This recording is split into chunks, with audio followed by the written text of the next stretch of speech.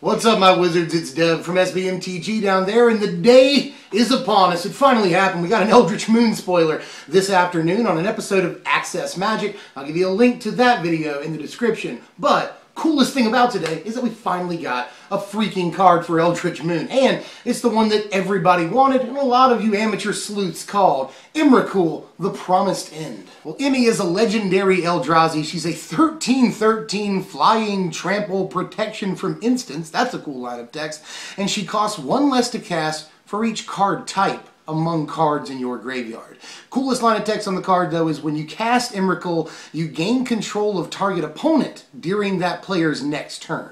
After that turn, that player takes an extra turn. So you basically get to Mindslaver them for a turn, but in exchange for that, they get an extra turn.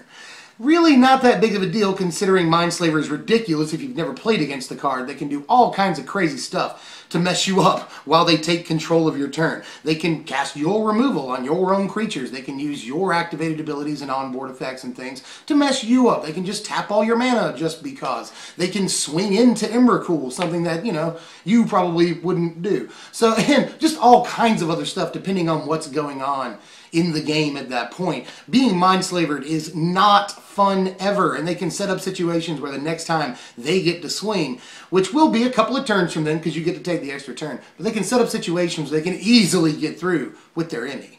Surprisingly, as far as I'm concerned, the reaction from the community has been a resounding meh to this card. Comments on the video and MTG Salvation forum postings, a lot of people are just like, this, whatever, this card's kind of and some people even going as far as being like, Wizards completely screwed this up. I don't know about that. I actually think there's some pretty cool things about the card, and I'd like to go ahead and talk about a few of those things. First of all, a lot of people really wanted it to work with Nahiri, and a lot of people are lamenting the fact that it's a cast trigger and not an enter the battlefield trigger. So when you ultimate it into play with a Nahiri, you won't get the cast trigger. Sucks, right? But you know what you do get? A 13/13 flying trample haste. It ends the game kind of a lot, I would imagine. So, just 13 flying trample is a lot to have to deal with. They're going to take some amount of damage, and it's probably going to be fairly big. Even if they have an Ajutai out, they're still taking a ridiculous amount of damage.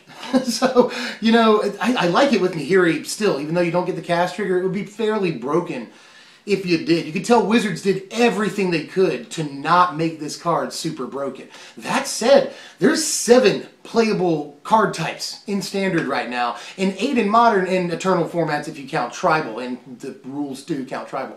So in Standard, this could cost you as little as 6 mana, and in Eternal formats, where it would be really easy to get to this, it could cost you as little as 5 mana. That's really good.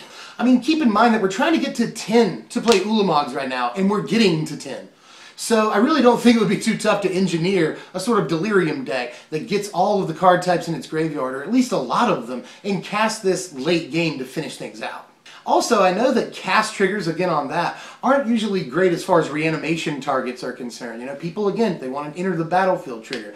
Well, honestly, right now we have Ever After in the format, and even though you won't get the cast trigger when you put it into play with Ever After, you can go get this and a Kolagon out of your graveyard with an Ever After and swing 19 haste flying damage, and 13 of that damage again has trample. So you're going to get a ton of damage through with an Ever After getting this and a Dragon Lord Kolagon. Just wanted to point that out. That said, there are a few things in the format that could take care of this card and keep it in check, at least for a while now. And sure, it has protection from instants, but there's things like Clip Wings, which is an instant, yes, but it doesn't target anything. And Clip Wings was in Shadows of Innistrad, and that's going to be in Standard the whole time this card's in Standard. So Clip Wings is a good way to take it out. There's also Stasis Snare, which you can cast at instant speed, but it's not itself an instant. Stasis Snare is a really good tool against this as well. There's also Sinister Concoction, which could totally work if you already have one out, because, the enemy doesn't have Indestructible or anything, doesn't have hexproof, so you can target it with a Sinister Concoction as long as the card's already out on the battlefield. There's also Hidden Dragon Slayer. If you've got it morphed down, you can flip it up, take care of enemy right then and there. So that's not a small selection of things, and a couple of those cards already see a ton of play. So we have ways of dealing with Emrakul in the format, yes, but still an undeniably extremely powerful creature. So at the end of the day, the question is, does it really see Standard play? Now, all the tricks I've described, I'm not really sure, are at the highest levels of constructed Magic, as far as Nahiri, as far as, Ever After. I'm not totally sure, although this probably is the the best thing in the format in Nahiri into play, if you know, for my money at least. Because, you know, 13, you don't get the cast trigger, oh no, you know, it's not indestructible, whatever. 13 flying trample is going to win the game, like 90-ish% of the time. One swing with this is going to win you the game. You don't need to Mind Slaver them, you know, none of that. So I think the card is definitely powerful, and probably powerful enough to see standard play while we're casting things like Ulamog, Kozilek, you know. We're definitely casting things that are just as big and will in many cases cost more than this. I mean, you can pretty much count on, by the time you get to this amount of mana, having 2 to 4 card types in the graveyard anyway, you know. So this is going to cost you anywhere between 9 and 10 a lot of the time, which is the same as Ulamog. So it's definitely realistic, and again, you could engineer a deck around this that plays it for 6 mana. It's possible.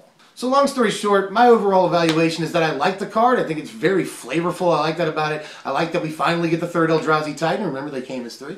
And I just think that it's a good balance. You know, Wizards obviously didn't want to break the card. Doesn't look like the card is broken to me or really anybody else. And it is a powerful card. Like, I don't really know how you can look at this and want that much more from it, you know. And if you want a more powerful version of Emrakul, one already exists. But as far as standard Magic goes, I think that this will be a tool that gets some play. You know, we've got Cryptolith right in the format. That produces a ton of mana. We've already got a bunch of ramp decks in the format. We've got Eldrazi Scion tokens.